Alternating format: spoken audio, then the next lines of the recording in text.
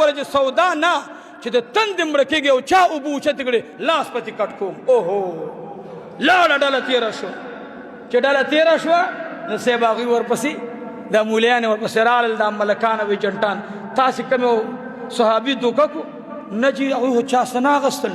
ولې وایي هغې ته عمر وویل چې قل للمؤمنین یغضوا من ابصارهم. هغې ته داسې خبرې وکړې.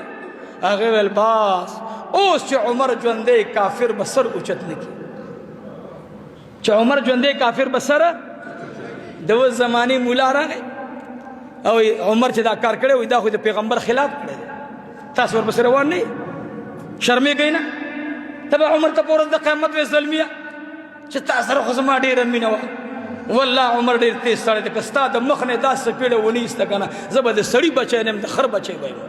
ورک شه د نه سړي زویه د بې غیرته زویه تا زما 20 رکعته تراویح نه شوې کولی. په مور او پلار وشرمېږي ته ما نه نن د وفات تمه کې. دا یاد ساتئ. ګورئ دا یاد ساتئ. عمر موږ نه خفه دی. جناب رسول الله خفه دی. نن زما او ستا بیت المقدس کې د سرګوټو د سکلو اثر سره ووتلو. بیت المقدس چا واغوستو؟ اسرائیلو.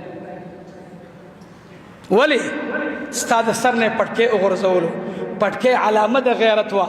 بدر ته چې فرشتې راغلې هغوی ټایرې نه وې اچولې. روح الماني وګورئ بدر ته چې فرشتې راغلې جبل الملائک چې ورته وایي جبل الملائک چې کومې فرشتې راښکته شوې هغوی پټکي په سرو. څه په سرو؟ پټکي په سرو. هغې ټایرې نه وې اچولې. جبرائیل علیه السلام پټکې په سر کړی او نبي علیه السلام ته راغی. اسلحه ورسره او اسې داسې کلک